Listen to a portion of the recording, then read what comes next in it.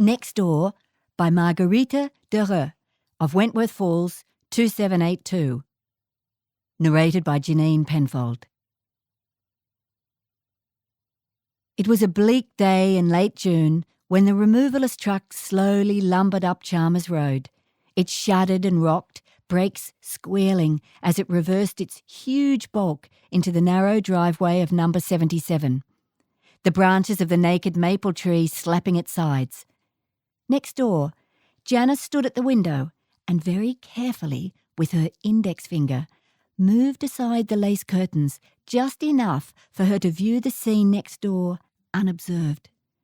There was much gesticulating and shouting as the men pounded on the side of the van as it precariously edged closer to the wooden fence, its wheels scraping the sides. Janice breathed a sigh of relief and let the curtain drop. The house next door had been a rental for years. No one ever stayed longer than 9 months, but with Ramya and her family, it was different. Janice had been invited to celebrate Diwali with the family and had baked a cheesecake. She knocked timidly that day and was ushered in by Ramya's father. "Come, come," he said, waving her in. He with his thinning grey hair and bad hips as he waddled down the hall. Janice followed the now familiar hall with the deity Lakshmi in the corner. Underneath sat a bowl of sand with 6 sticks of incense, its perfume heady and sweet. In the kitchen there was a clatter of pots and pans and a tumble of colour as women in bright saris jostled and elbowed each other. They ladled curry into serving bowls, fried the samosas until crisp and golden, placed the biryani onto large silver platters and arranged cardamom biscuits neatly on a plate. Deepa, Ramya's mother, vigorously rolled the roti until it was a neat, round disc. She placed it on the hot griddle and her companion flipped it, watching it fill with steam until it looked like a pufferfish. Ramya had insisted that Janice, as the guest of honour, sat with her parents.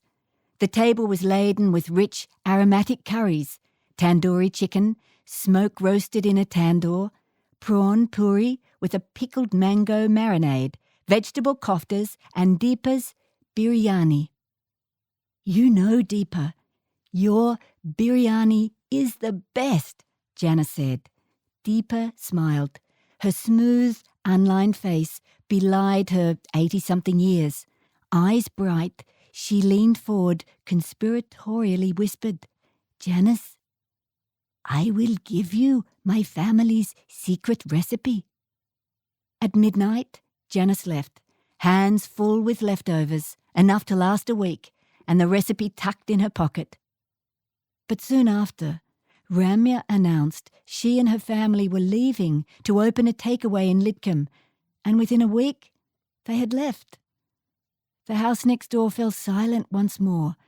Janice felt alone, lonely. Janice took another peek through the curtains. The truck was hard up against the wooden fence with the doors open. The tenants busy unloading a mattress, a battered fridge, and several steel drums. The tops of the drums hammered until concave. Its surface shiny with undulating mounds. One of the men placed the drum on a frame with oversized wheels and proceeded to hit the concave area with 2 wooden mallets with rubber tips. The music drifted up to Janice. Compelling and exciting, rich and pure. Janice watched them wheel the drums up the driveway until they were hidden by the overgrown camellia hedge. The music drifted away. The invitation from next door came 4 weeks later. Janice skimmed over it as she sat at the kitchen table. A celebration of some sort. A fete, whatever that was. Her hand shook as she replied. No one could replace Ramya. The day of the celebration was cold but bright. Janice heard their preparations as to where to put the bar, a sweep of the back deck and a quick mow of the lawn. The air heavy with the smell of fried onions, a spicy curry, and the aromatics of a roast. Later that evening, Janice woke with a start. Next door, the music had ramped up.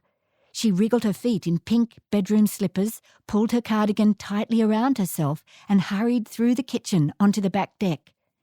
The house glowed orange, every light on, its warm glow punching out the moonless night. Someone had strung, haphazardly, a string of lights along the railing and up along the ceiling. In the garden, there was a group of men playing the steel drums. On the front, the name, the Trinidad Renegades. The music gripped Janice, pounding deep within her chest wall. She felt exhilarated and alive. Hugging herself tightly against the cold, she felt the rhythm, and unconsciously she tapped to the music, hip swaying. A man had draped around his shoulders the national flag in red, white and black. He grabbed it with one hand, and with swooping movements, like a whirling dervish, he waved the flag in front of the crowd. He moved forward, his movements slow with a rhythmic shuffle. The crowd moved back in unison. Trinette waved to her, beckoning. Janice met Trinette and Marlon soon after the move. She was trimming the roses when they called out to her. "You must come and have a coffee sometimes. You hear?" Marlon was tall and thin, with a large crop of black curls that seemed too large for his thin neck. Trinette was beaming with perfect white teeth. "Yes, of course," Janice said and hurried inside. "Come now, come and join the party," Trinette called out, flashing her a big smile. "The boys are playing good calypso music." Janice smiled. "I'm on my way," and hurried next door. Janice crawled into bed just on 3 a.m. that morning, her bones cold and aching from the damp night air and her feet sore with dancing. She enjoyed the pigeon peas pilau with the pepper sauce and the dal puri, but passed on the pig's trotters. But best of all, Trinette was staying. They had bought the house.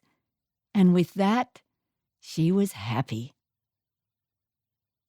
The end.